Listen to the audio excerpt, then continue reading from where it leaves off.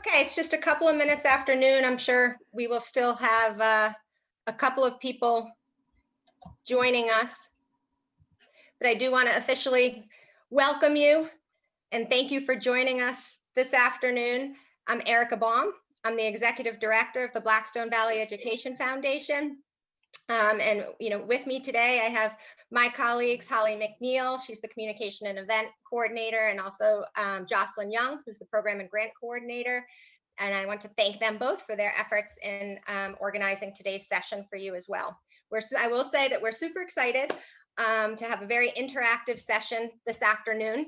I see many faces that are familiar to me, but I also see those that are not so familiar to me. And this is where the days of COVID become a little bit of a challenge. If we were in person, as you walked in, I'd probably walk over to you, introduce myself, ask a little bit about yourself and your role. Unfortunately, this setting makes that a little bit more challenging.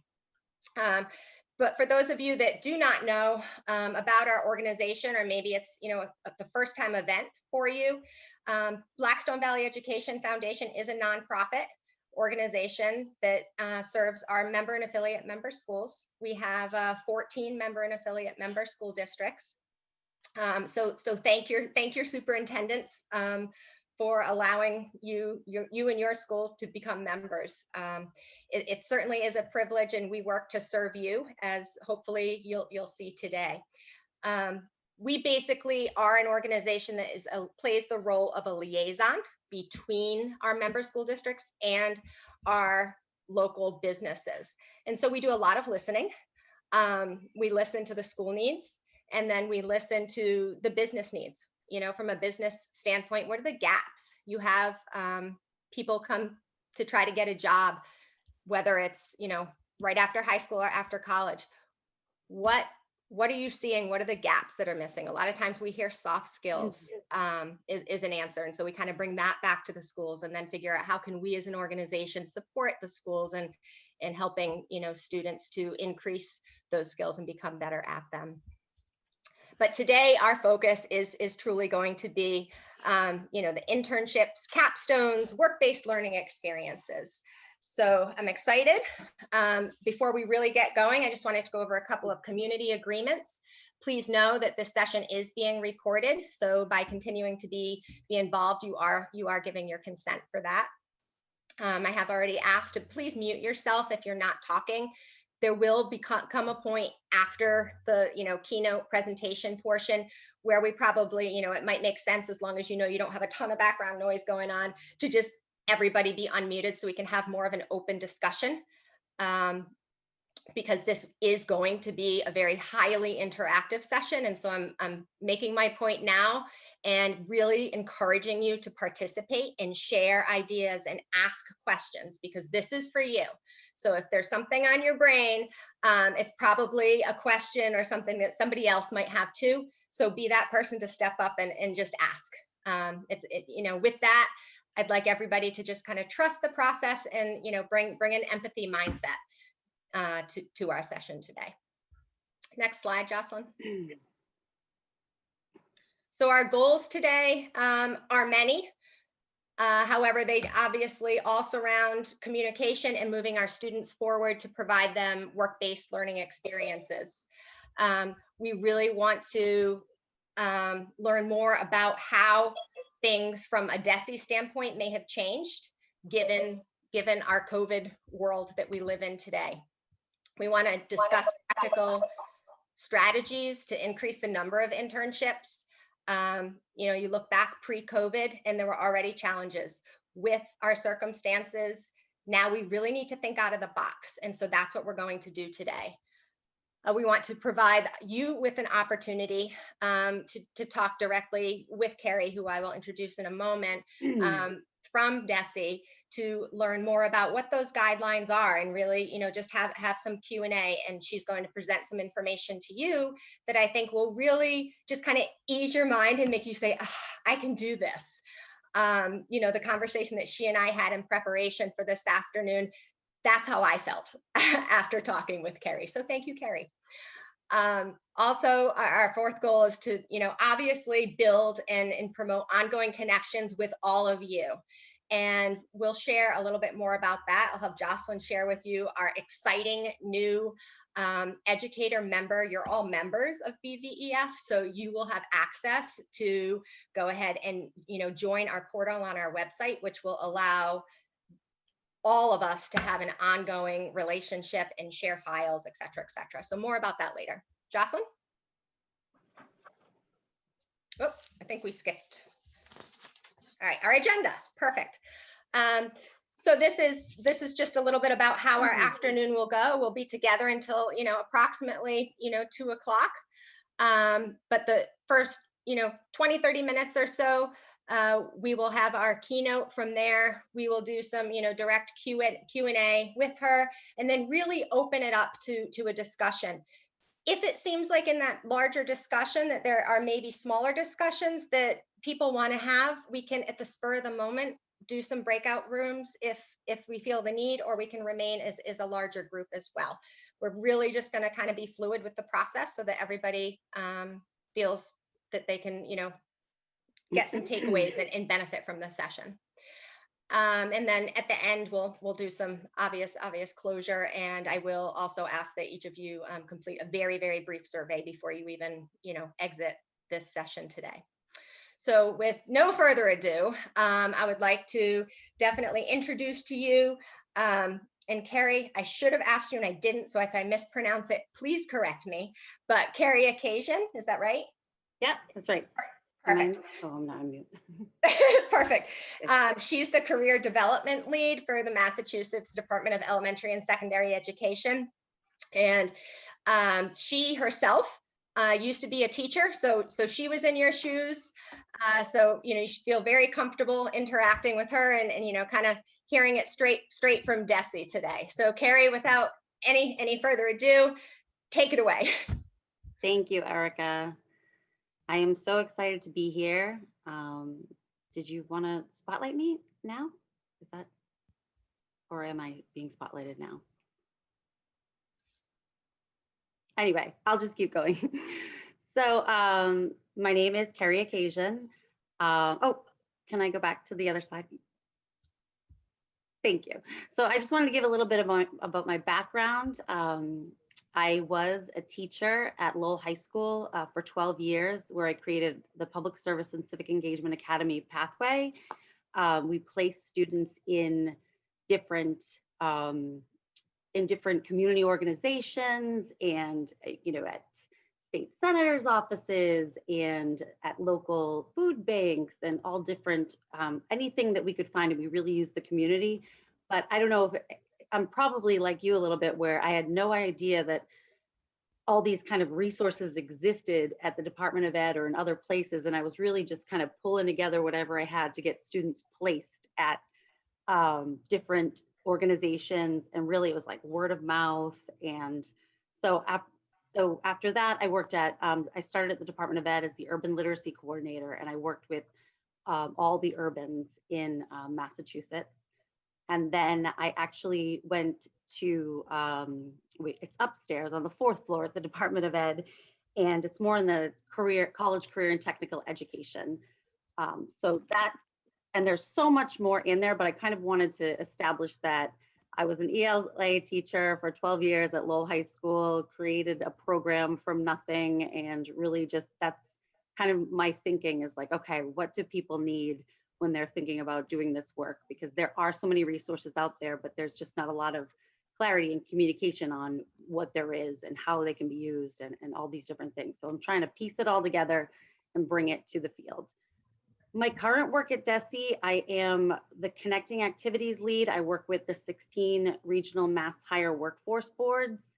And when I was a teacher and when I first started working at the Department of Ed, I had no idea what mass hire workforce boards were and career centers, and that there are blueprints for each region, and we can actually find out what the needs are in the workforce. I had no labor market information training, and I'm sure most of you on this call know about the mass hire workforce boards, but if you don't, definitely don't feel like embarrassed in any way. There's a lot that I had to learn, even as a person at the Department of Ed. So I would definitely love to talk about that. So that keeps me pretty busy, the connecting activities work, but I also lead the teacher externship program where we place educators into organizations across the state, and now it can also be done nationally because of the remote work. And then from those experiences, educators can write curriculum based on their experiences being in the workforce. I mean, there was one time when I was working at the State House, and I just realized as an ELA teacher, I assigned all the wrong assignments. They were not real world assignments. They were not things that people would be doing after they left my classroom. And that teacher externship program is wonderful. And you can always ask me more about that. It's still going to run, but in a little bit of different way. We still had 44 teachers last year, which was pretty amazing considering it was right after COVID. It started in June. I also work with my colleague Jennifer Gwatkin on Innovation Pathways. I'm sure some of you are familiar with Innovation Pathways. That is a wonderful portfolio of activities, and we're working really hard. We're gaining new designees all the time. And there's a couple of new projects that I'm really excited about. One is Mass Win. It's Mass Work Immersion Network. This is, and I'm going to allow questions after. This will be an opportunity for schools to try out Practera, which is a virtual learning platform. And we've discussed internally with the Executive Office of Education and at DESE that this is almost like the Cadillac of virtual learning platforms. And so there's a quick turnover grant available for pathways in healthcare and social assistance. And the reason why they're choosing healthcare and social assistance is because that is the pathway that's that most people in the state have a region with a healthcare and social assistance pathway. But Practera is something that I'd love to talk more with the group about, because basically once the pandemic started, I was getting phone calls and we weren't really set up to know or have vetted these different virtual learning platforms. And so we have gone through quite a few, and Practera is the one that's like the Cadillac. So I suggest that people write Practera down and investigate it. And the Mass Win information will be up probably by the end of this week. It's a super quick turnaround. HISAP, as we're calling it, we're trying to think of a new acronym, but this one will be out next week as well. This is really exciting. I'm so excited about this. This is my project. We are going to have high school seniors from across the state be able to serve as educator interns, whether hybrid or remote on Zoom. They'll get paid minimum wage and they'll be placed in a school district. And so over the next few weeks, we're going to be working on determining district needs. So the more teachers get excited and talk to their superintendents and the workforce boards, the more educator interns will most likely be able to participate in this. But this is for students who are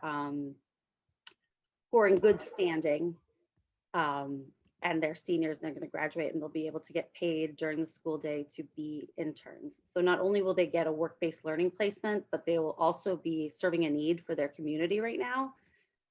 We're looking for educators, diverse educators too. We're trying to increase diversity in the educator pipeline. So more preference will be given to districts who can demonstrate student participation from people from diverse backgrounds. So that is really exciting. The students will get PD on instructional support, ways to manage classrooms. And this project, the tutoring project, actually, has, the research shows that it's a move towards equity. It helps if students get tutoring from cross-age peers, they're more likely to be attached to school. And this is so important right now because students are just, in Boston, 20% of students hadn't even logged in yet for remote learning. So we're trying to increase that student attachment to school, and we'll be able to do this with this program. Okay, we can go. Next one. When will HISAP start? I just see the question. We want to have placed the students by January 25th, but it will be rolling because we don't think that it's going to be possible to get it all figured out in that time. So there will be some interns who will start, say, March 1st, or they'll just do the fourth quarter. But it's coming quickly. Like next week, I'm going to talk to the workforce boards and launch it with them. And then, so it's going to pick up. So I'm glad that everyone on this call kind of knows about it and can always send me an email to get more information about it. But the department will be launching it next week. Okay. Even more flexibility. I've heard that we want to talk about internships and know what's possible right now.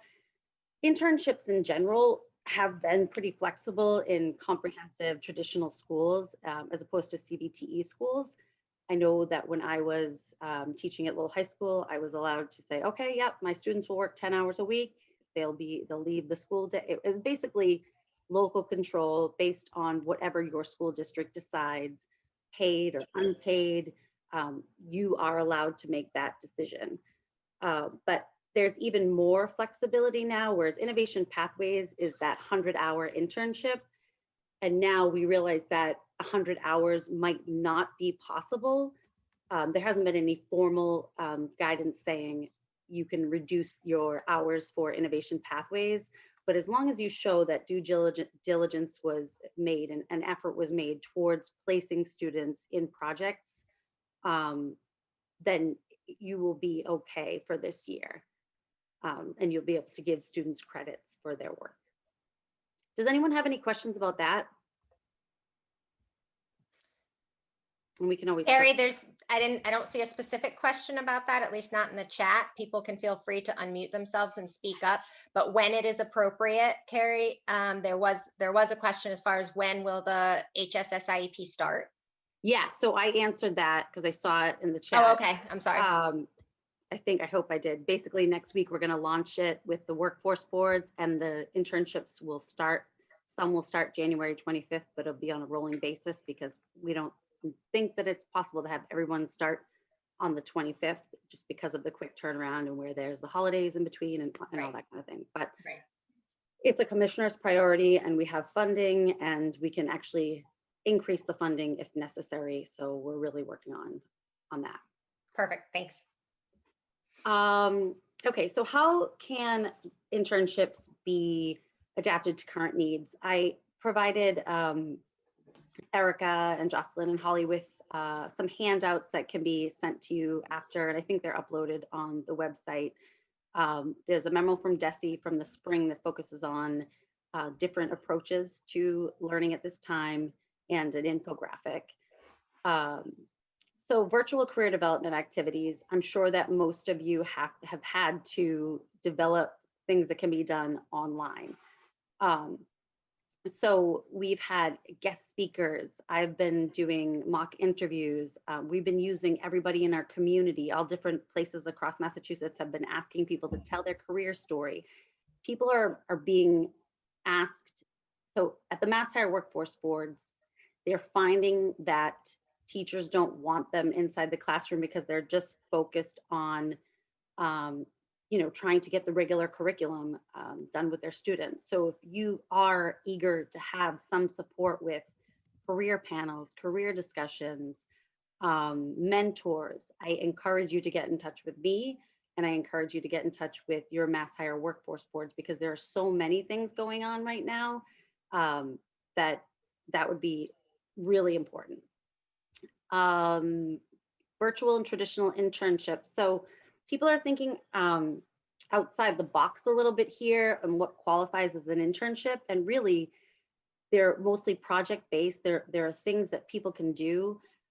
Even if, say, Erica wanted to work with a student to develop this webinar, that could be a project that could be appropriate for a student intern, right? Like to know all the different pieces of putting together an educational webinar for teachers, and to use the work-based learning plan to really hone those foundational skills and more professional skills.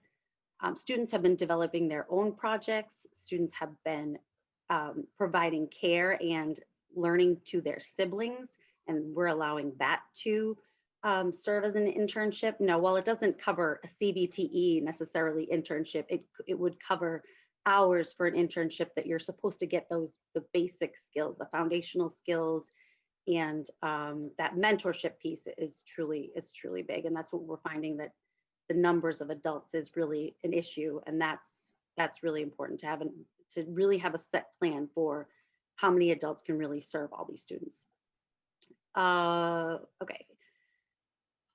Essential work-based learning skills. So focus on the work-based learning skills, communication, clarity, just ways to be in this virtual environment. I actually have another handout to send to Erica, and it is lessons learned from Boston Private Industry Council. They found that it was really different, the internships, the virtual internships, and I can send that to you. And it's just lessons learned from teachers and workforce boards. That'd be great. Yeah. Yeah, it is great. So it is great. I'm glad that they did it, because sometimes they just surprise me. This is a document, Carrie, that I have on lessons learned from the summer and fall. I'm like, great, thank you. I'll definitely share. So you're saying, Carrie, that it's a worthwhile document? Is that what I'm It is. It's a hearing? worthwhile document. Well, it's from people on the ground who really Right. took some time to reflect, and I feel like that is the biggest issue right now. Like, we don't have time to even reflect on what we're doing, or kind of just trying Right. things. And that's how it always is as an educator. Sometimes, it's always busy, not just now, it's always really busy, but they, and Boston PIC is fairly well resourced, but they did take the time to kind of think about what they needed to be really successful. And this is really wonderful, because connecting activities, the line item that I work on, is we're supposedly going to get $1 million more than we were going to get at level funding. So while other educational initiatives are getting cut, they're actually increasing the number of resources available to us. So it's really important to kind of have those lessons in place and know how to move forward, because there's actually funding for youth development, and that's across the state, not just in Boston. So we can talk more about that if anyone's interested in hearing about, it's wonderful. There's going to be the internship, the Mass Win project with Practera. There's going to be extra funding with connecting activities. There's going to be money for innovation pathways to develop industry partnerships. And what was the other one? I can't remember. But anyway, it's an increase, which is not normal during a pandemic. And Neil Sullivan said from the Boston PIC, basically, the legislators really understood that the best thing you can do for a community is employ their youth. And we kept quite a lot of kids busy while they normally might be getting into trouble over the summer and the spring, summer, and fall. So our legislators really helped to see that, like, this is an important priority. So I'm glad, and there are resources that everyone in this phone can tap into, everyone on this Zoom call. So it's really wonderful. Focus on health and safety skills, learning just how to communicate, what's going on with COVID, understanding the vaccine, doing projects on that, how will the vaccine roll out, thinking about different things like that, what companies are involved in this, and really kind of staying in with like current events. Students can do projects on this. This is the biggest issue right now that we're having, is that we want this huge bank of projects ready to go. And probably people on this call might feel the same way, but this is the thing that we're working on now. So if it's like, create a social media campaign for your business down the street, we're now writing these down and trying to find rubrics for something like that. And Practera actually has these projects ready to go. So that's another reason why I think that everyone on this call should maybe try to look at Practera and see what's possible there. All right, I don't want to build and expand community of practice. So in the spring and summer, we worked really hard to build our community in practice so that now we could kind of hit the ground running. And so I'm so glad that we did that, and it wasn't really intentional, but now that we've really laid the groundwork and developed these relationships, we're ready to go now that we have money and support. So I know that everyone on this call is committed to community of practice, and there aren't that many avenues I found to really talk about work-based learning and students doing work-based learning and youth employment. So everyone on this call is invited to my Tuesday phone calls. They're Zoom sessions. I don't know, I keep calling them phone calls, but I can put anyone who emails me after, I can put you on the list and you can attend those and listen to people talking about youth employment and what's going on in the state of Massachusetts. People have found them very useful. So yeah, does anyone have any questions about that or? I'll stop. That's okay, Carrie, because if they don't right now, I'm sure they I am going to ask everybody when we discuss to like show your video and we're really going to participate. So I'm not going to put anybody on the spot necessarily, but we are going to kind of have a lively discussion in a little bit.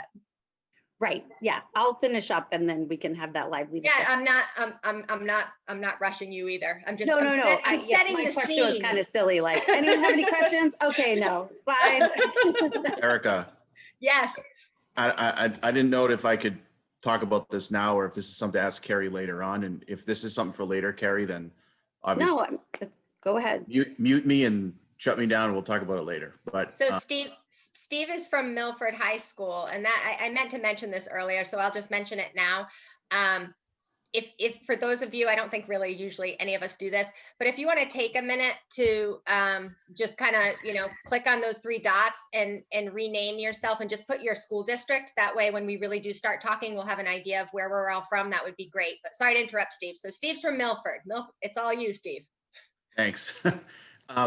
And Carrie, I just had a quick question. So all this stuff is pretty phenomenal. I guess the question is there a targeted area that the state is looking for us to look at for these internships in particular, or is this kind of free reign for the districts to look at different job sites and partners to kind of co-op with and so on and so forth? I think there's more flexibility now because students can work even in national internships, right? So you can look all over. I would suggest that. Am I the only one that can't hear Carrie? Yeah, Carrie, something happened with your volume. It's low.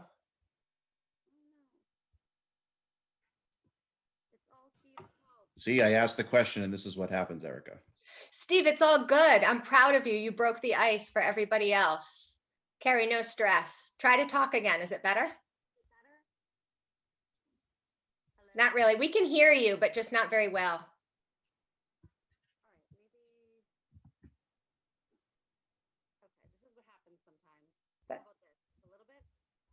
Same. Sorry. Nope. I'll keep going and hold on, hang on. It's okay. While Carrie is going ahead to try to figure out some of her some of the technical difficulties, I'll just kind of fill in and take the opportunity to to say that she's given a couple of ideas and strategies, but when she's done sharing, my intent is to really kind of ask you all, and those of you that are on BVEF's College and Career Readiness Committee, we talk about this, here and there anyway, but really going to start asking, what have you done that has been successful so far, and to kind of share that. And then what challenges do you have? What are obvious specific challenges? Obviously, we live in a challenge, but specifically, are there questions that you have that maybe we can, work off of each other and learn from each other? Is Carrie, try that. Are you good? No, am I? Is it better? Nah, it's kind of the same. Just, can you talk, if you talk louder, does it work? I will talk louder. Does that work? Is that better? It's the same. I kind of need, I'm going to ask, at least those of you with your cameras, thumbs up, like it's worth having her continue, or we're going to kind of change gears and start a discussion and then maybe revisit back to Carrie and let her kind of. How about I? That's it. You're good. How about? Oh, it's better. That's good. Okay. All right. Well, I'm like, I'm like, don't change. No. Okay. So I encourage you here, and I apologize for that. It happens sometimes. The Innovation Pathways Community of Practice site gives just tons of information. We're working with the Center for Collaborative Education. They have done an excellent job providing resources. There's a remote a remote work-based learning tool there with tons of resources. And I encourage you to look at all of these and spend some time looking at them. And if you have any questions, you can always email me, and I'll put, I think someone said, Kevin Callahan said, what's your email address? And I'll put it in there.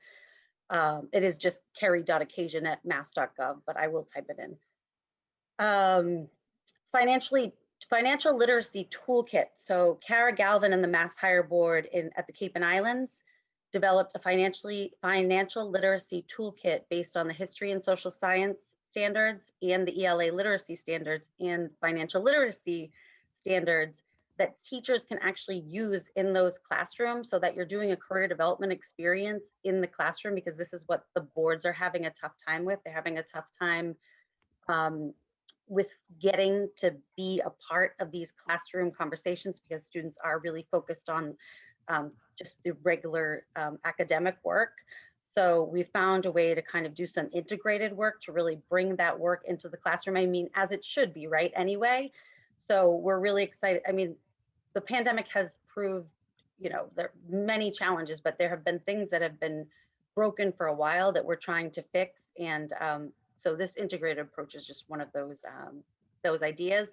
And I can send you the financial literacy toolkit link. I'll just write this down. Okay. Yeah, you can go to the next one. So there are some other resources for remote learning. There's careervillage.org. You can actually, everyone on this call can give advice, and your students can receive advice. They're having a little bit of trouble. I've actually worked with the people who developed Career Village. They're having a little bit trouble like reaching people who don't necessarily, professionals who are kind of, they don't receive emails, they're not on the internet as much, like they're hands-on, they're in healthcare and social assistance. So they're trying to add these career professionals daily, but it's definitely a website to check out. There's also Connected National a day at work videos, where students can watch videos from and really understand like what's happening in the world of work. So I encourage that. That can be part of a capstone project or an internship. So it is really like thinking outside of the box, using your community, using the websites, pulling it all together. Next slide. Jobs Made Real is searchable library. And then the Mass Career Planning portal is another one that I suggest we look at when you have time. And I think that's it. Do I have another slide? No. I think that's your last slide. You had shared a couple of PDFs. Carrie, did you want to speak to any of those, or do you want us to just kind of share those as resources after? You can share those as resources after. I talked about basically the main points in one of the slides from those resources. One of them is longer, but really it's just, if you look at the, there's like an infographic attached. Those are the main points. Yep. Perfect. Perfect. I'm putting my email in the chat, and then anyone feel free to send me an email with your email if you want me to put you on the Connecting Activities calls, where we talk about youth employment and all different kinds of things going on. So yeah. Yeah. Perfect. It says Road Trip Nation. That's wonderful. I'm just reading the chat. No, that's great. So yeah, so Carrie, thank you so much for kind of starting us off today and giving us a clear and solid viewpoint of where does DESE stand on this, and you know what counts as an internship, what doesn't count.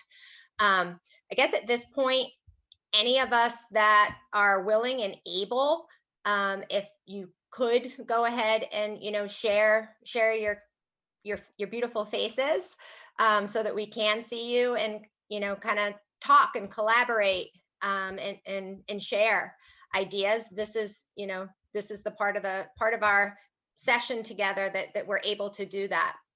So Carrie definitely shared DESE's perspective. She shared a couple of resources to kind of get us started. Does anybody have either specific questions for Carrie about anything? We can start there. The other thing we can do is say, okay, has anybody had experience already using any of the resources that Carrie shared, or perhaps another resource that you've used that you're like, you know what, right now this is my go-to, and I'm having some success here. So let's start there. Let's start with some of the positive, either questions or positives that you've experienced. At this point, we're gonna give this a whirl. There's not an overwhelmingly high number of us where I think it's probably possible. If you have something, just go ahead, unmute yourself, and just speak.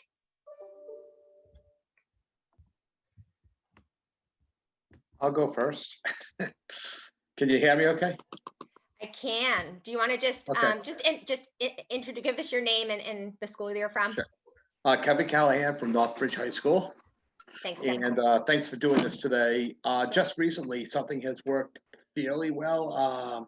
I've reached out to local businesses because we're all remote on Wednesdays as we do the hybrid. And I've asked, I'm up to 4 confirmed, doing like a Wednesday afternoon series. And I've blocked out between 12 and 2, asking businesses to Zoom for 30 to 60 minutes on different categories. And I don't mind sharing the resources. I got the Worcester Red Sox. I got Unibank, a specific Dean College instructor who's also the Providence College play-by-play voice, John Rook. And I'm forgetting one other. I got the Unibank, Worcester, Nichols, and one other. I'm sorry, I'm forgetting the 4th one right now, but I can share that if I remember with you later. That seems to be having some success, as I was not having much success in actually placing students in internships. So I'm trying to hit all the students' interests kind of that way, and then I'll invite them into the series, and we're going to do that January through March. Excellent. It's a start, right? It's thinking out of the box, which is, I think, what we need to do. And I think it's a definite start. You know, kind of piecing together some of what I'm hearing Carrie say with what you've already started, Kevin. I wonder if, you know, with some of these businesses and you know, you mentioned Nichols, so colleges, I wonder if they would have any kind of, you know, just random little project, you know, that they want to kind of say, here, can you take care of this for me? It's really a win-win, right? For them and for the students. Yeah. Hopefully they get talking and the students start asking questions. I'll have some questions for them ahead of time as well. So, you know, hopefully everyone goes in with an open mind, and we'll see what we can do. Great. Sounds great. Who else? This is where we become alive and excited and share. I know that some school districts, like I know Sutton with Sergio, typically internships take place only in the 4th quarter. But with that being said, students have the freedom to really, you know, they have all day, every day. Is that correct, Sergio, for the most part, where they're able to you know, participate, whether it's, you know, virtually, in person, or combination? Yeah, hi, my name's Sergio Marcucci, and I work at Sutton High School, and I'm an English teacher, and I also run the internship program. And we typically, our internship program is 6 weeks, and it occurs in the 4th quarter. It's usually the last 6 weeks of the seniors' senior year. And this year, we moved it to a 4-week program to kind of accommodate both the employer and our students, just kind of given the uncertainty of COVID and how opportunities are definitely limited right now, especially in the healthcare field. But yes, we do try to give both the employer and the student the autonomy and the ability to work beyond just like the traditional 7:30 to 2 model, with a couple of little like parameters, like with AP classes that are built in. We kind of work around those. But, you know, for example, if a student's working at a bank and that bank traditionally has, you know, Thursday afternoons are really busy, we allow that student, you know, to maybe they go in at 11 and their internship ends at 4. So we try to build in that flexibility because we're really trying to create and sustain lifelong partnerships with these employers. And I think the only way we do that is the employer has to get something out of it as well as the student. And when that happens, usually good things really come of it. You know, that's amazing. I love Sutton High School. Your principal is from my hometown where I grew up, Lowell, Massachusetts. Don't Yes. make fun of me because of that. I've sort of gotten out, but you can never really leave Lowell.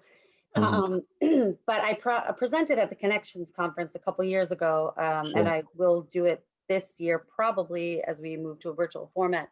The thing that I liked so much about it is that they had a student kind of run the whole thing, and that was a huge project, work-based learning project, and something like that could be an internship type experience where she led the marketing, she helped to find the speakers. She helped with the evaluation and the feedback and the setup and all these different, all these things that you have to think about when you're running a major educational event. And they had keynote speakers, and it was really wonderful. So when I think of thinking outside of the box with work-based learning and experiences, I mean, that I can't even imagine running a conference like that as a student, and all the learning that had to take place and all the different conversations that had to happen. It's just wonderful. But yeah, no, Sergio, I hear you as well about the healthcare internships. They have placed students in Boston, but they are still having difficulty across the state. They're doing more health. So this new grant, the Mass Work Immersion Network, it's a competitive grant. It's not like HISEP where there's more educator internships available, but it will. Practera, the Cadillac of internship, I guess, virtual learning websites will develop projects. And I think it's the projects that the students need. That's what we're really looking for, is this bank of projects. I mean, I've looked online, and I don't know if anyone on the call can help me with this, but there's been a lot of sharing that I've done with the field. This bank of good projects to give to educators and develop them together that can be shared across the state. So I encourage you to look at Practera and their healthcare projects that students can be working on. But then also, please feel free to share any banks of projects that you've seen. Excellent. So another thing we also, and I'll get the email, the website address, but there's the CAPS network. I don't know if there's anyone from Uxbridge here. Is there? There are. Oh, okay. Who's from Uxbridge? I don't know if that person. Ashley, can you like frantically wave? Is anybody else here from? I'm trying to look. There's Uxbridge Emily. is like a gold star community of innovation pathways. We love all the stuff you guys do. I can't see her, but so Ashley and Emily are both school counselors at Uxbridge High School. They do innovation pathways. I know we have Kevin, who just shared a little while ago from Northbridge. They have an innovation pathway. Dudley Charlton, who's here? I know somebody's here from Dudley Charlton. I can't see everybody. There we are. Diana's there. And they have an IP going. So we do have a handful of districts. Webster, we have representation from Webster. Bartlett High School is in the process of trying to obtain their first IP, and we've kind of been trying to help them out with that. So definitely good. So I don't know if Ashley, no, thank you, Erica. I wanted to keep in my train of thought. I don't know if Ashley or anyone else at Uxbridge can speak to the CAPS network. I know that CAPS is the only place in the state that's using it is Uxbridge at this point, but supposedly it's a great forum to share virtual work-based learning, and we're trying to pay for a license for the whole state. It's CAPS, and I will send you the link. So our principal Ruben, he's kind of more of the spearhead of our innovation pathways. I mean, right now we're working on adding actually global finance and logistics. Just to sort of expand our portfolio of what we offer. And so he's been the one that's kind of been more with the CAPS piece of it. And then it sort of trickles down to us where we're working with the students to sort of build out not just the classes that they're taking, but like the internships and the capstones to really connect that final piece their senior year. It's been difficult just with the pandemic, but we've had some students really successful in terms of who they're able to connect with. Similarly, we have been very flexible. Students can kind of take internship wherever it fits in their schedule. I think that's what allows us to be the most flexible. And the nice part of it is before in years past, we've sort of capped our internship and capstones with sort of a number of periods. But where we're kind of moving into this mode of like, if you have all of your other graduation requirements and now you have an opportunity to get real hands-on experience, we would rather you be getting real hands-on experience than spending all this time in a classroom with electives that don't really serve you. So that's the biggest thing we're finding. Like right now I have a student who's doing an internship in finance, and he's interning a ton of hours, well beyond what he's getting credit for. And he's now been able to sort of push that into not only further that into the second semester, so we'll update his schedule, but he's actually now going to get paid. So he was just able to sort of dip his toes in and just really flourish with it. And that's what we're hoping with more and more, is to sort of set up that partnership that now the student's going to be graduating. Let's get another student who's interested in that field, you know, that's going to be a senior next year, to sort of like keep that connection with that business. Carrie and Erica, can I just jump in for a second? Absolutely. Good Kevin afternoon, Clark. Kevin.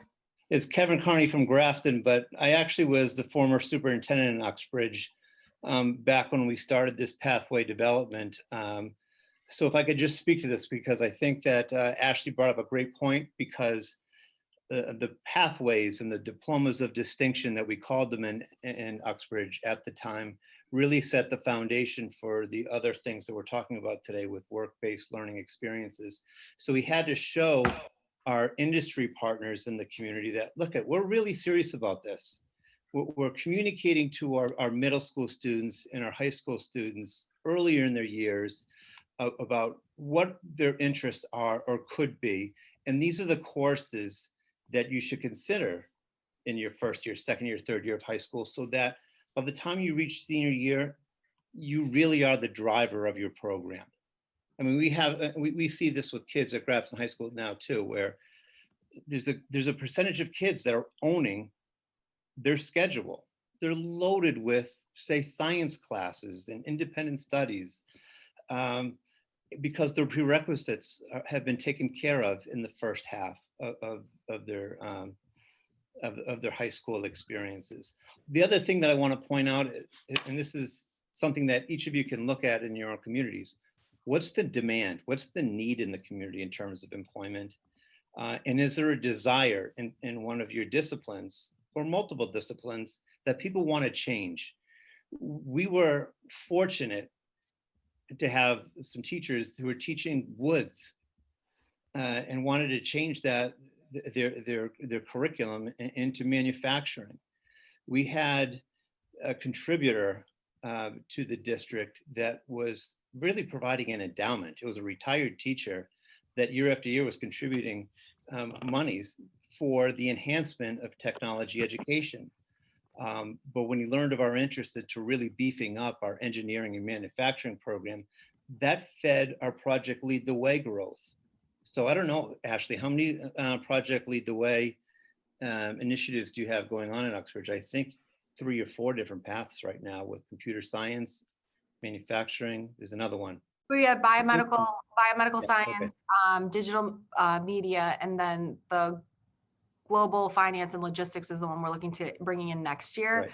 And then to further support and encourage those pathways, we've been working with Quinsigamond Community College to provide more dual enrollment options for students. So for spring semester, we're now offering an economics class, a math level, college level math class, as well as a first year class that students can take to help better prepare them to enter college. So we're trying to sort of take the internships, the capstones, the work-based learning, and really sort of blend it with, you know, these upper level classes that are going to get them credit, not just for us, but now college credit to just keep that relevance and push them forward and make them even more marketable as they move on to the workforce. But I can't stress enough that it was Michael Rubens, the principal, and the teachers at the high school that were willing to open up the doors and say, Quinsig, come in, or Lampin Technologies come in, just as an example of one of the companies in the area saying, this is the curriculum that we want to develop. How can we share this with you? How can we put your hands in the steering wheel? And so together, it was that three-pronged approach of industry, higher ed, and the high school in Uxbridge working together that really showed the seriousness with the Blackstone Valley Chamber of Commerce and the Ed Hub folks and Blackstone Valley Education Foundation, that really grants started writing themselves.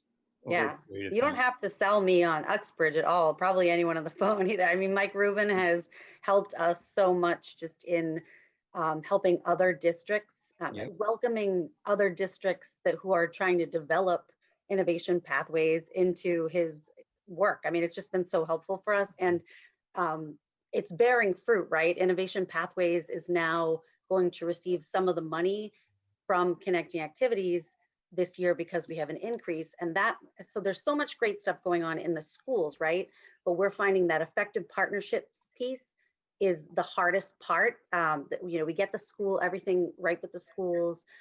We get the curriculum, we get the project lead the way, but like those internships and industry partners, that's almost, I mean, I know that Mike Rubin and a lot of people on this phone call have been doing that work, but there's going to be support from the workforce boards to do that work now. They're going to have extra money to do that work. So it's going to be really helpful. Awesome. And I think just to chime in, obviously Innovation Pathways is one direction to kind of steer us back a little bit into the focus of our focus today, for lack of a better term, of the actual, just straight up work-based experiences.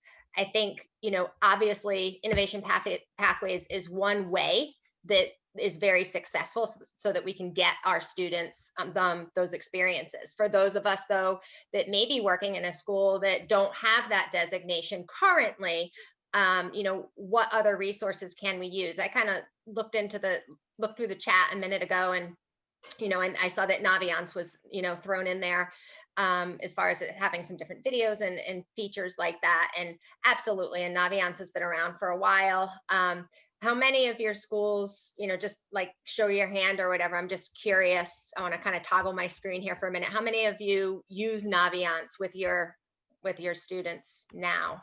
So a good portion of you, at least half, if not more, is kind of what I'm seeing real quick. I will share with you, and I threw it in the chat. I want to encourage you to check out MIFA Pathways. One of the things that BVEF is beginning to explore is a more in-depth relationship with MIFA. Some of you may have joined our PD session that was actually for parents and students as well, but on college financing at the end of October. In further discussion with them, I just recently learned, kind of got my own walkthrough session of MIFA Pathways that actually starts at 6th grade all the way through 12th. Now, here's the difference. Naviance, you pay for it. Your school is paying, you're using funding. MIFA Pathways is absolutely free. You can go on as a random student, like at home, or you can, have, go on, kind of buy in as a school, but you're not buying, it's free. But just use that resource with your students. And they kind of have, it's almost broken up into 2 portals. There's like a 6th through 8th portal, there's a 9 through 12 portal. There are those work-based experience pieces. Now they're still developing some of them. They actually have an internship piece to it. They know because of COVID, like they've got to update a lot of that stuff, but they're also on top of it. And so we're going to try to partner with them a little bit more. And probably you'll be hearing more from BVEF about, gosh, let's, maybe you want to make a switch, maybe your school, and I know you're not necessarily doing the budgeting financial decisions, but try out these resources and see what you think. Maybe it's a good option, because there are, like Naviance, there are videos, there's this, there's that, there's games, so to speak. And it really, honestly, when I went on, I was like, there's so much. In some ways it's overwhelming, but it's broken down so easily. It does everything under the sun, from just an introduction to, what are your interests, all the interest surveys and all of that, ethics, values surveys, and kind of breaks it down that way, and then different possible roles, and then virtual avenues that you could go and to start to explore those kinds of things. So it's another resource that's free that you may want to start exploring at this point. Let me switch gears for a minute. Are there, what are how many, let's say this, let's cut to the chase for a minute. How many of you have some current internships that are happening? Like, just kind of like raise your hand. Do you have any that are kind of currently happening? So some, and obviously you wouldn't be here if, you didn't want more information and more resources. What are some of the, major challenges? Obviously COVID, but are there specific challenges that you wanted to take this opportunity to kind of ask Ashley? So part of our issue is almost like just the workforce, like in terms of the counselors, we don't necessarily have the time to be able to like really create this arsenal of businesses that want interns, are willing to take interns. We just don't have that time to connect all of these students. So unfortunately, our students are to a degree put into a place where they do kind of have to seek out their own.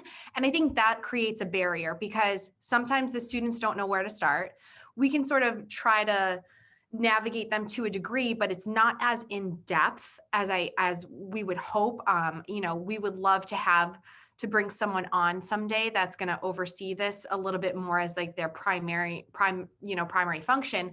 But until then, it's creating that sort of list of businesses in the area, like what industries they serve, what are they looking for, what skills, like just sort of like kind of like almost like a phone book of potential internships for our students that we could say, hey, check this out, seek out the employers. You might have to like interview or put in an application for an internship, but just somewhere to sort of direct them that's a little bit cleaner. I think that's where we kind of just sort of like, we have students who are like, hey, I'm interested, but then unless we kind of do the legwork for them, it sort of drops off.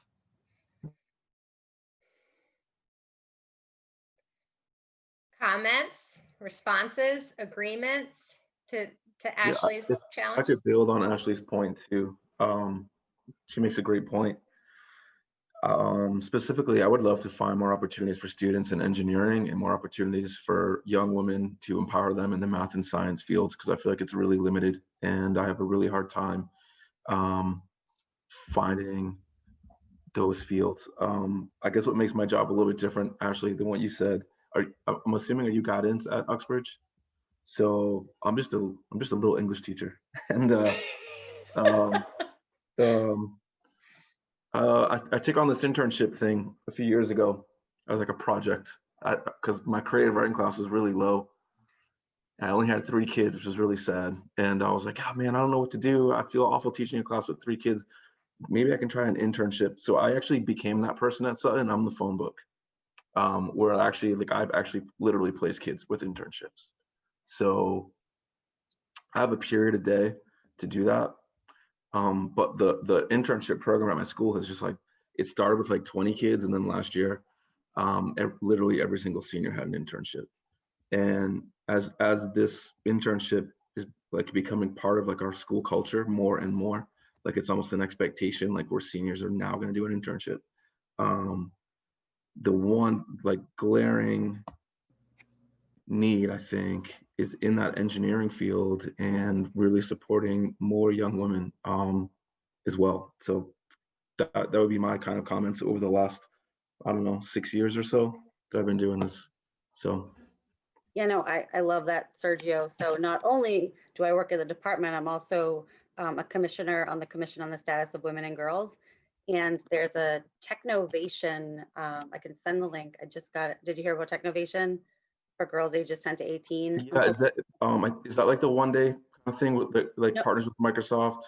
It's a 12-week free curriculum for girls 10 to 18. And so Great. I don't know every single thing about it, but I'm going on the call on Monday, and anyone can sign up for the call, but it's free.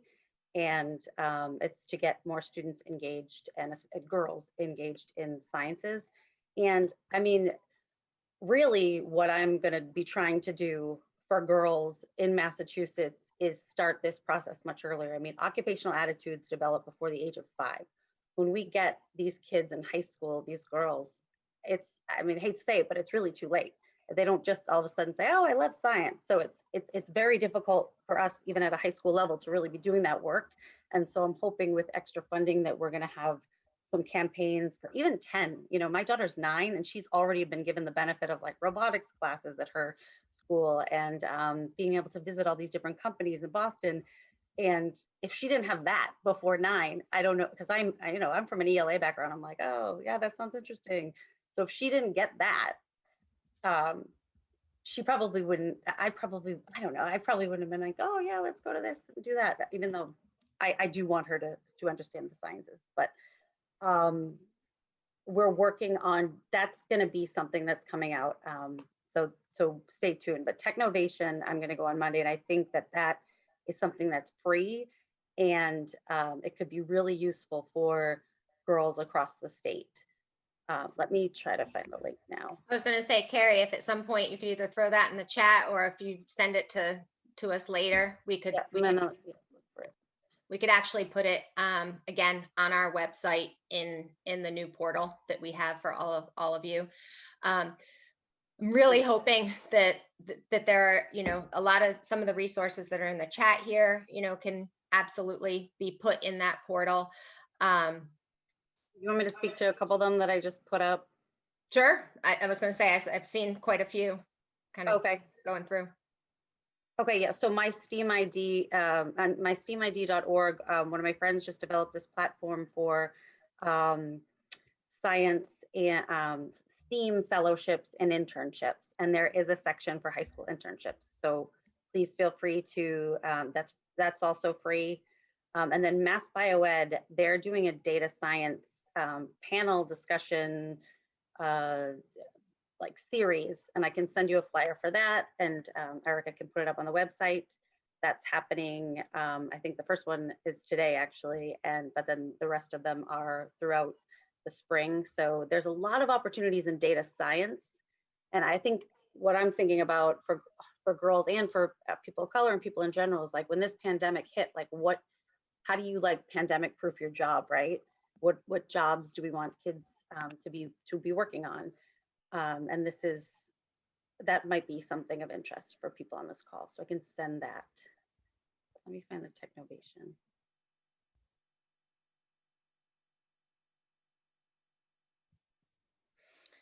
I'm wondering if, just because I know that, there are a lot of you on this call, and I know that there's a lot of good ideas out here. I'm wondering if it might make sense to kind of just randomize a couple of just smaller breakout rooms and let just smaller groups of you talk for a few minutes, just about, some of your challenges and some of the positives that maybe you have experienced so far, and then kind of come back as a larger group and kind of share again that way. And then we can kind of move forward from there as well. I have a couple of other related topics that have come my way as well. But again, this is for you, and I want you to be able to walk away today and say, gosh, I have some more resources in my back pocket that I'm able to pull. So I want to make sure we have buy-in before we do that as well. Can I either kind of like get a thumbs up if you think that's a good idea, and if you think it's a bad idea, just don't give me anything, like, and just keep it up there for a minute so that I can take a minute to kind of scroll through. I just think sometimes when we're in a smaller group, sometimes it makes sense. It just encourages us and we're more comfortable talking a little bit. All right, I think we're going to go for it from what I see. Jocelyn, do you want to just kind of randomize groups of, I don't know, 4 or 5 in a group? And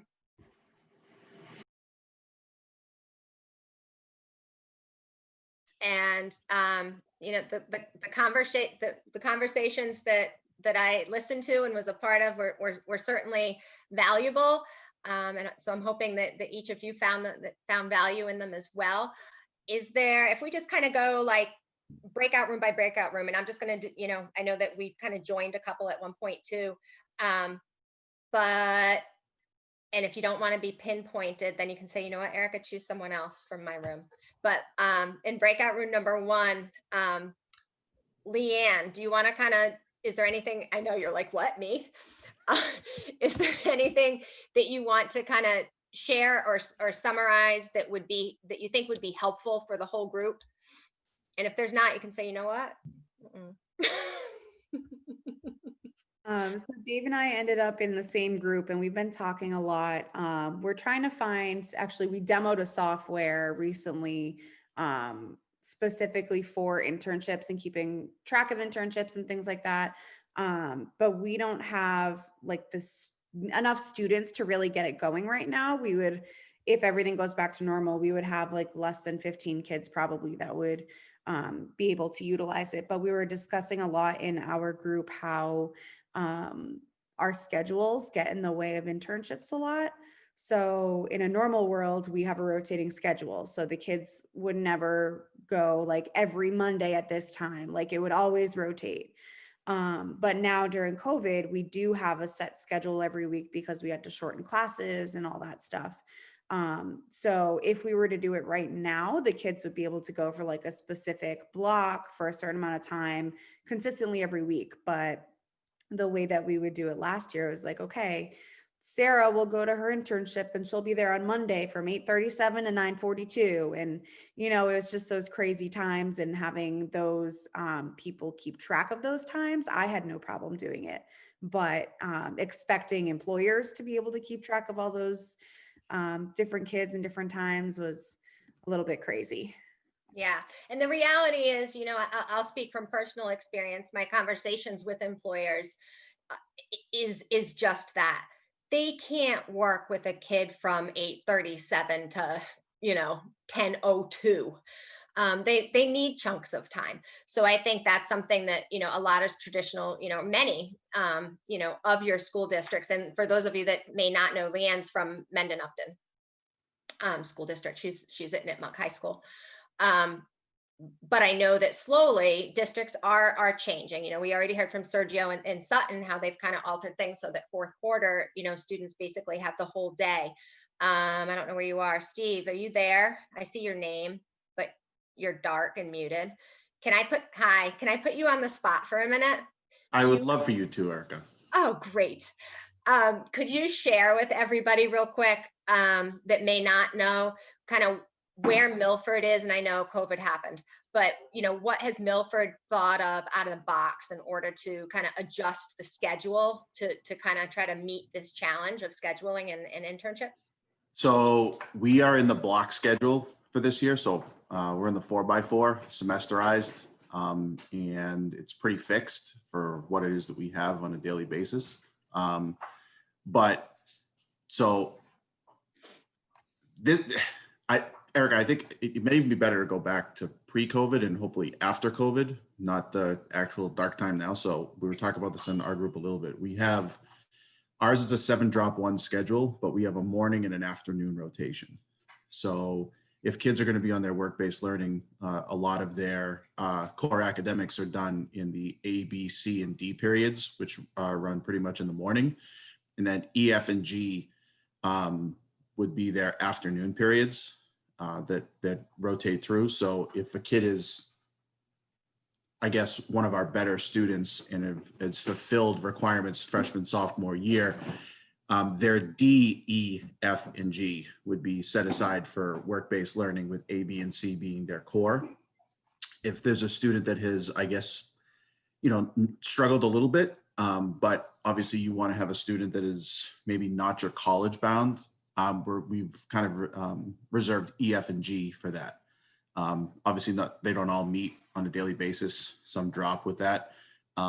But it allows us to have a set schedule, because Leanne, we had the exact same thing a long time back, which was 8:30 to 9:15. And then the next day it's, 12:41 to 1:01. And then forget it. Like, you can't do that. There's no business to be able to. So for us now, we have it in a rotation where if a kid is going on work-based learning, they can basically leave from 11:21 or 11:41, depending on what happens in that D period for the remainder of the day. That also allowed for our students that are in extracurriculars. So let's just say that someone is an athlete, that still allowed them the ability to leave at 11:30, go to a work base, leave the work base potentially at 2 or 2:30 if that was worked out with the site, and get back to school for their, like I said, say for their sport. So there was a lot of flexibility that was built into the schedule with that. Yeah. So I think scheduling is definitely something that each of our districts know.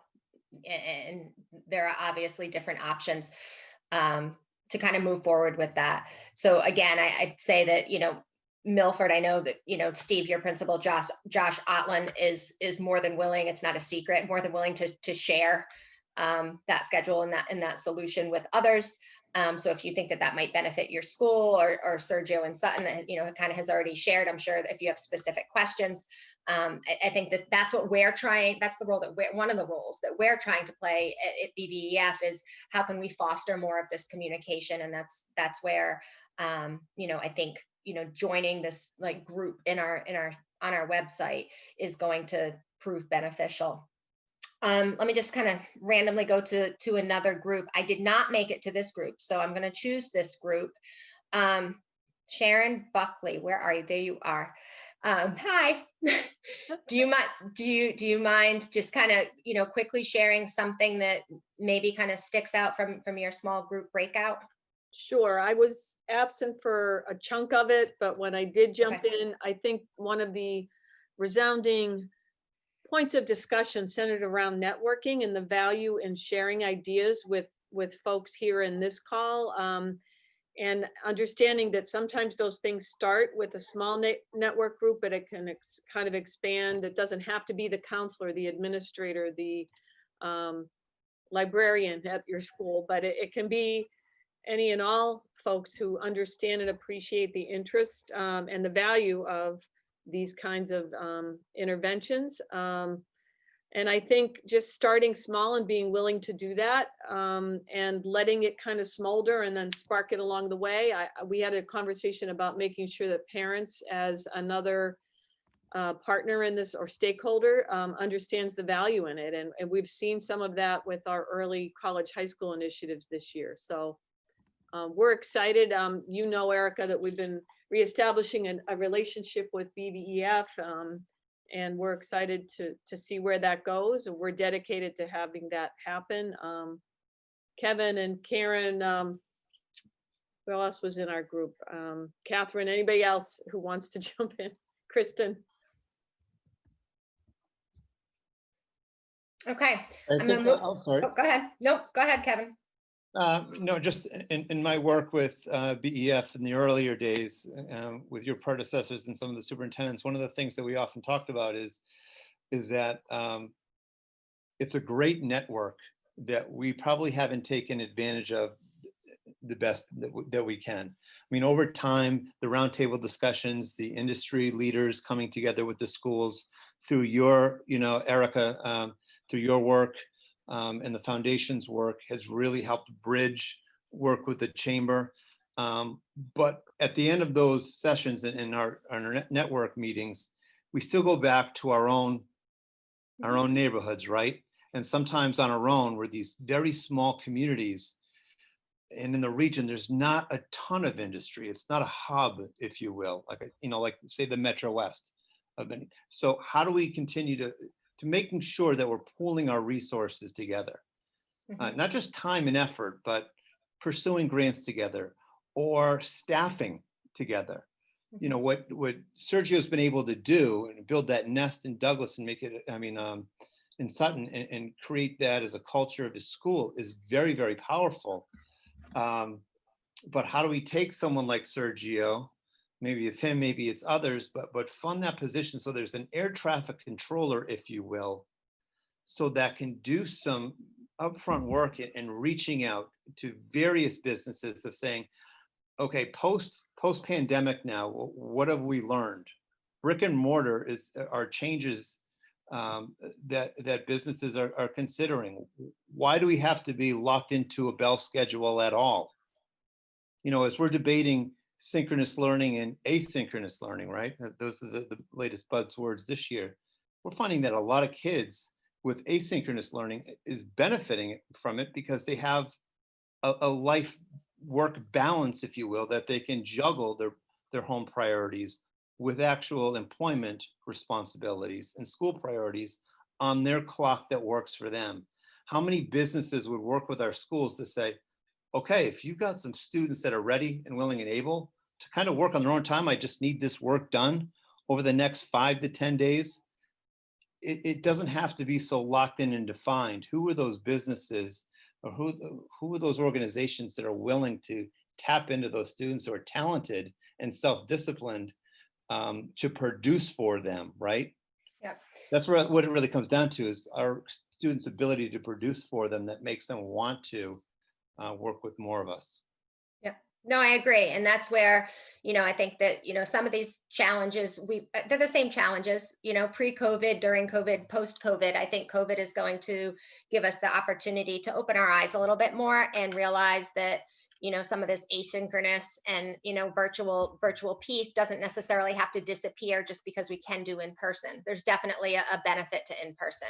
But I think it's kind of forced us to kind of think out of the box more and function that way. Yep. With the interest of time, I am going to, because I want to give us a few minutes to wrap up at the end too. But there was a question that was shared with me that I think this group and this audience would be perfect for. Laura, do you want to kind of, in summary, kind of ask that, just because it's your Sure. question? Yeah, no, and I did ask this in my small group as well, so we did have a little Okay. conversation about it. But basically leading up to the pandemic, I had a few of my students who are looking to go to some of the Mass area schools or some of the go on to college, decide not to enroll in the internship program and not to participate in work-based learning because they were told by the Mass colleges that those were not factored into their GPA in deciding for admission.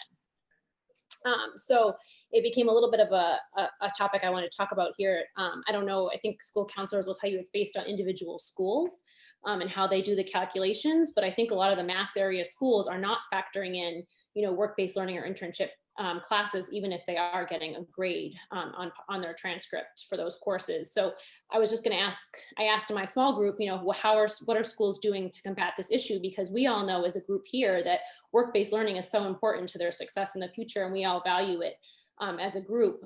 How do you encourage your students to take it if they know it's not going to be factored in to a college decision process? I might jump in there. I think the opposite is going to be found to be true because they're moving away from standardized testing. The impact that this disruption in students' regular learning will have on SAT scores even a year or two down the road remains yet to be seen. And I think colleges are going to use that as less and less a factor of college readiness than the real world experience. And the we in Grafton just moved away from a class rank, and rather we are focusing on certainly the GPA, but our school profile and our letters of recommendation this year especially have really been focused on highlighting challenging coursework, robustness of their transcript, and how did the student apply their strengths and interests to other aspects of their learning. And that learning can be described as, non-classroom, certainly, and we all know that. But in some of the webinars that I attended last spring from college admissions folks, some of them were NACAC, some were just more local. At least they were speaking about the values of experiential learning and what did they do during the pandemic and how did they fill their time? How did they enhance the limited exposure they had to certain things in their, what would have been traditional education? So, I think that's my take on it. We can certainly do some more exploring and reaching out to admissions folks. And, I try to attend some of the higher ed webinars and informational sessions when I can, but I don't know if other people are getting that sense, but that's kind of the feel that I'm getting.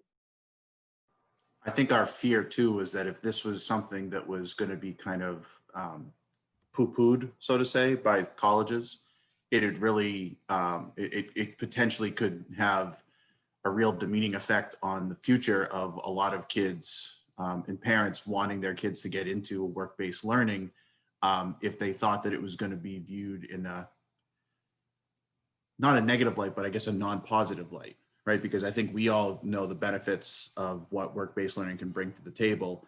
But if it was going to be, you know, really pushed hard by us at the high school level, and then if some of our area colleges were kind of like, that's nice, but we're all set. It just kind of felt like it lowered what the overall positivity could be for us here and how we could sell that. Well, it sounds like, go ahead. No, at the DESE level, last year we were in conversations about having some kind of, I don't know if anyone's familiar with the seal of biliteracy that students can have. We're thinking of having something for work-based learning, like some kind of seal of work-based learning, or I don't know what we're going to call it, but we're thinking about revisiting that so that students, so that it shows kind of like that it's a significant part of the high school experience, and that a student would come to your college with certain experiences in the workforce. So we're trying to lift that up and show that it's an important credential or certification type thing. We're trying to phrase it, but it has been put on hold since last spring.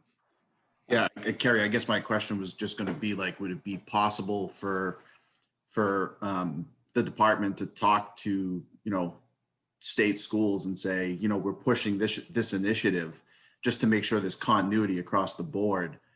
If we're going to push this, is this something that we could potentially, I guess, partner with, you know, the way that other things have been partnered with in the state to say, hey, listen, this is a pretty important thing that we're pushing for a lot of our kids. Yeah, and we actually have, the good thing about Massachusetts is that we have been having, the Department of Higher Ed is so small that we have been having these conversations. There's only a few people over there. Like with early college and, I know, innovation pathways, that work is so much of a part of like the governor's priority. And so I can push that more to show when they're having these conversations with colleges and explain like this is something important that you should look for on resumes and applications. And I think that that's the direction we're moving in, but it's good to hear from the field that that's something that we should emphasize even more. I think it's really important because I feel like just from the, you know, day-to-day conversations that I have, even over the years, I feel like in general, traditional high schools are trying so hard to kind of beat the challenge issues. And, you know, we have English teachers that are putting internship programs together. And Right. we have some high schools that are where school counselors, that kind of falls on their lap, right? Like, you know, I see Jill kind of nodding her head from Douglas, and, you know, guidance director there, and it falls in their lap, yet they still have all these other things that are in their job description. And then you have some schools that maybe are a little bit more fortunate, where you have an actual, you know, internship coordinator, and that's kind of what the focus is. But because it really is all over the map, but everybody's trying to make it a priority now more than ever, I think the consistency, you know, from the high school through up into higher ed with DESE support, I think would be huge. Because from a parental standpoint, you know, do you still have parents that are saying, oh, no, I want my kids in those AP classes? Like, they don't need this work-based learning thing, where it's a stereotype that it's not necessarily a positive, or it's only for students who may choose to, you know, get a certification, get a 2-year degree, go right into the workforce after high school. Whereas we know, I mean, all of us right here, right now, know that the work-based learning is so important regardless of which direction you actually go after high school. So I think there is a little bit of that disconnect still. Yeah, and you know, it's interesting. There's definitely that disconnect. I mean, these things have been going on for a long time, and we're definitely gonna have to change a lot of attitudes and a lot of perceptions of certain opportunities, right? We are working on a new project to expand advanced placement courses, and I'm wondering if there's like, I don't know if this is even possible, but some kind of work-based learning advanced placement course or something that I can pitch or look up where it's seen as like this prestigious thing, right? That you're getting these credentials. I don't know what it would be called, but that might be something. I did mention in my small group that I'm looking into the option of adding the AP capstone to our curriculum, which is the project-based learning. And it's not work-based learning, but it gives the students an opportunity to explore an area, and it's interdisciplinary. They can focus on anything that they're interested in. And it's a two-part, like a seminar and a research-based AP class. And the research is then something they take upon themselves and really dive into and present to their peers and to the school community at the end. So something I'm thinking about for the future. Great. And I saw that you emailed me, Laura, so I hope I'm going to ask you more about that, but yeah. Sure. Yeah. I will say, Carrie, we're grateful and thankful that we're able to, take some time out of your busy days to kind of join us. But I will also kind of flip flop that and say that this group is a phenomenal group. I'll be honest, there are some new faces to me that I'm excited to kind of get to know a little bit better. But majority of these people, I've known for years, and they're in it for the right reasons. They're in it for the kids, which is huge. Something I take very seriously is, I haven't been in the classroom since 2014, so I really take seriously the voices of the field and lifting those voices up. So anytime you have messages that need to be lifted, I want to hear about them. I'm not sounding like, I probably sound like Pollyanna or whatever, but this is something it's really important to me. It was why I decided to apply to the Department of Ed. Oh, I'm going to go there and fix everything. That was oh wait, this is being recorded. Anyway, I really do, I feel most comfortable in the field. And if there are messages that you think I need to know about and things that you want me to bring up, I really want to hear about that. And I'm open to having discussions at any time. Yeah, that's great. So I think we have about, 9 minutes or so left together. And I want to say again, like, I have found this discussion valuable. I will say that from BVEF standpoint, I hope you have, found it valuable as well.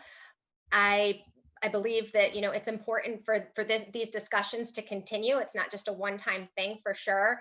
I love the fact that I know a lot of you feel very comfortable, just shooting me an email and saying, "Hey, Erica," and I might not have the answer. I might say, "Yeah, here you go," or I might say, "Huh, good question. Let's see what resources we can kind of find to kind of figure it out." I want that to continue. I think that that's huge, and that's part of our role as a foundation. But with that being said, I want to go ahead and let Jocelyn kind of take the lead here for a minute and just kind of share with you. First of all, if you haven't been in our website lately, please go, because it's totally revamped. Jocelyn's done a ton of work to it, very user friendly. And if there's anything, we're free to say, if there's anything that you don't find user friendly, you're like, "Wait, what's that?" Please let us know so that we can kind of alter and make a switch. But I want Jocelyn to kind of explain to you a little bit about the new member portal for a minute. Thanks, Erica. And just to reiterate that, we've done a lot of work in a short period of time. So if you're on the website at all and you find anything funky, please let me know so that we can fix it. We're really proud of all the new things on there, including the online registration, which you all just used, and some other features. But please feel free to share the feedback. Something that is just up as of this morning is our member community. All of you are from member districts, and so you essentially are part of the BVEF member community. What we're launching is a member portal, and we're hoping that helps you connect with each other. I know you guys have been sending emails, it sounds like, to each other even within the last couple hours. And hopefully this is a way that you can find each other more easily and share resources. So once you sign up, essentially just with your email, and it's approved from our administrator, because you do need to be part of a member school district to access any of these things, you will be able to enter the group portal. Right now there's 3 main features. I know you've been on for a while, so I won't go into a lot of depth, but the 3 main features are the forum, which is for general discussions, it's most of you are probably familiar with social media, so it's any sort of, it's like a feed. You can share pictures, you can have general discussions. What I think this group is probably most interested in is our groups page. So as BVEF has more events or gets feedback from people like you, and you will be the first in, so I'm hoping at least a couple of you are curious and let us know how we could outfit this better for you. You will see our first group is the PD Internships and Externships, which is the group we're in today. This is a place where you all can join. You can find anyone who has been part of this that becomes a member and is part of this group. You can share there's nothing there yet because we're doing it right now, right? But you can see who's in there to find people to contact. If you wanted even to plan events, like if there was a follow-up discussion that you all wanted to have a Zoom meeting about, you could do it through here or post it and invite this group to join. There's also a file share. So we have created the internships captions file share bit and put this is Carrie's documents that she had referenced earlier already there. You're welcome to go use that today. For those of you that have been referencing things that you are already doing that the group is interested in, you are more than welcome to add files. And we're trying to make this as interactive as possible. So hopefully that you will use it, you will find it helpful as a resource to find each other and to find resources. If you're looking for someone specific, I know people have mentioned like Sergio is what did he call himself, the phone book or something? Yeah. So if you're looking for someone specific, just go over here to members and you can search for them and find anyone who is part of this. And that's the snapshot of this. Did anyone have any questions or feedback? Certainly it's new and it's new for all of us.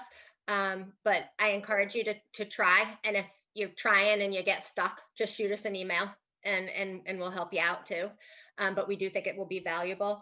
The other big piece and exciting news from a BVEF standpoint is, and this is our first one where we're actually going to be able to put it to use, but we put a lot of time, sweat, energy, and effort into going ahead and applying, and we've been officially deemed a Massachusetts professional development provider under college and career readiness.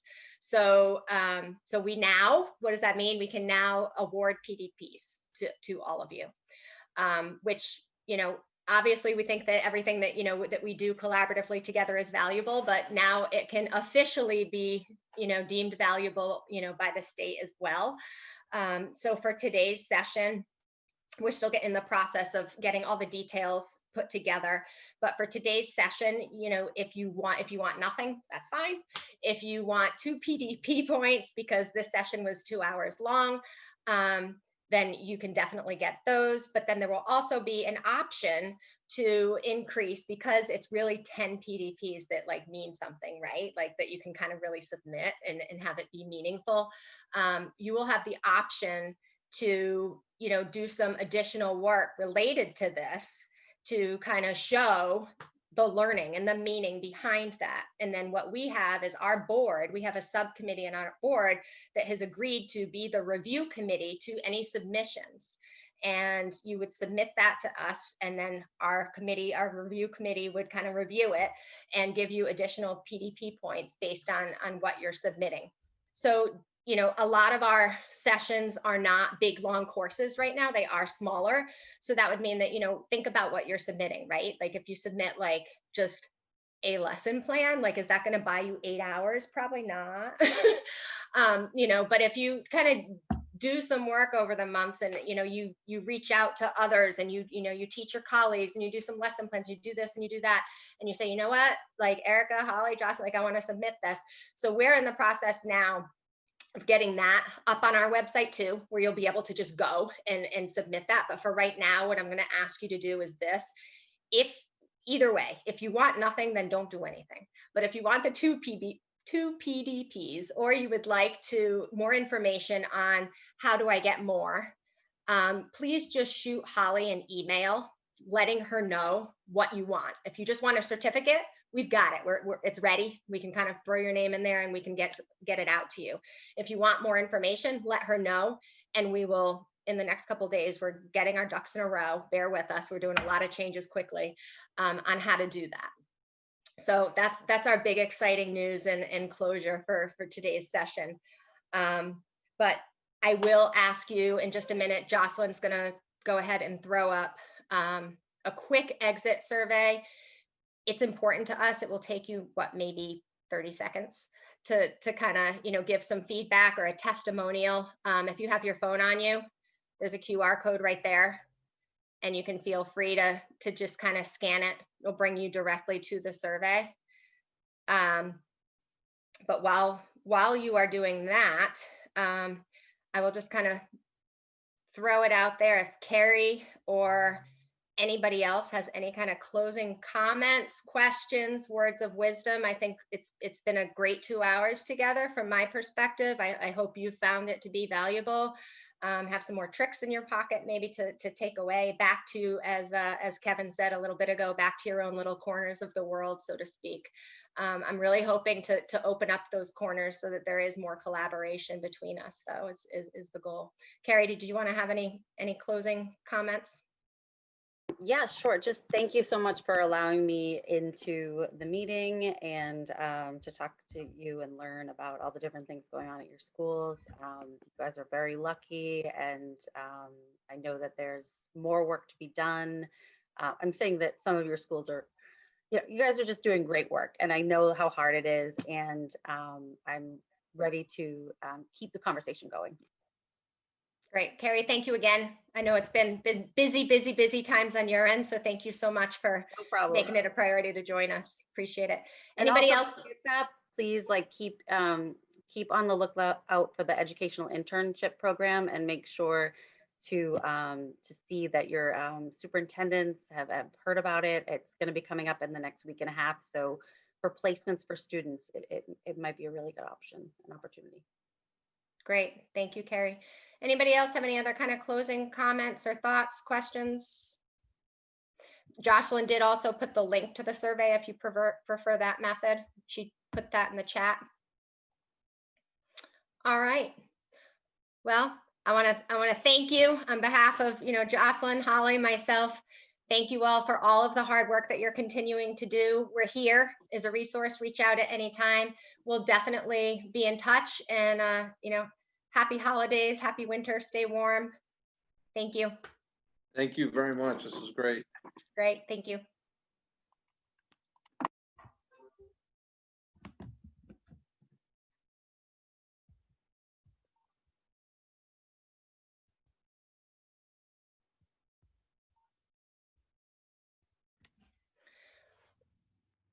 Is recording stopped, huh? No.